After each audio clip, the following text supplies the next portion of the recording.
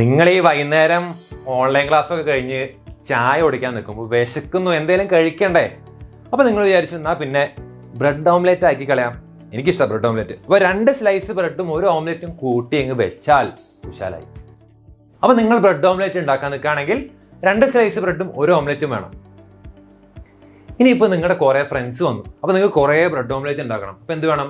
കുറേ സ്ലൈസ് ബ്രെഡും കുറേ ഓംലെറ്റ് വേണം അല്ലേ? പക്ഷെ ആ കുറേ എന്ന് പറയുമ്പോൾ ആക്ച്വലി ഒരു റേഷ്യോ ഉണ്ടല്ലേ, എത്ര സ്ലൈസ് ഓഫ് ബ്രെഡും എത്ര സ്ലൈസ് ഓഫ് ഓംലെറ്റും എന്ന് പറയുന്നതിൽ ഒരു കറക്റ്റ് റേഷ്യോ ഉണ്ട്. എന്താണ് റേഷ്യോ? 2 സ്ലൈസ് ഓഫ് ബ്രെഡും 1 ഓംലെറ്റും. അപ്പോൾ 2:1 എന്നൊരു റേഷ്യോ ഉണ്ട് അല്ലേ എണ്ണത്തിൽ. അതെ, നമുക്ക് കെമിസ്ട്രിയിലേക്ക് കൊണ്ടുവരാം. എന്താണ് സംഭവം?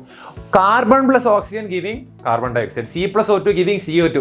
അപ്പം നിങ്ങൾക്ക് നോക്കിയാൽ കണ്ടാൽ മനസ്സിലാവും, കൃത്യമായിട്ട് മനസ്സിലാവും. 1 mole of carbon plus 1 mole of O2 giving 1 mole of CO2 അല്ലേ?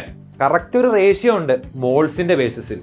പക്ഷേ നമുക്ക് ഈ ബ്രെഡും ഓംലെറ്റും എണ്ണി എടുക്കാൻ പറ്റും അല്ലേ? 1 bread, 1 slice bread, 2 slice bread, 1 omelette, 2 omelette, ഇങ്ങനെ എണ്ണി എടുക്കാൻ പറ്റും. പക്ഷെ അതുപോലെയാണോ നമുക്ക് മോൾ എണ്ണി എടുക്കാൻ പറ്റുമോ? 1 മോൾ 2 മോളൊന്നും എണ്ണി എടുക്കാൻ പറ്റില്ല. അത് എളുപ്പമല്ല.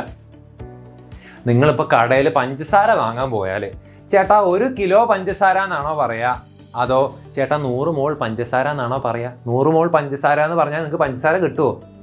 എനിക്ക് തോന്നുന്നില്ല കിട്ടുന്നത് അല്ലേ?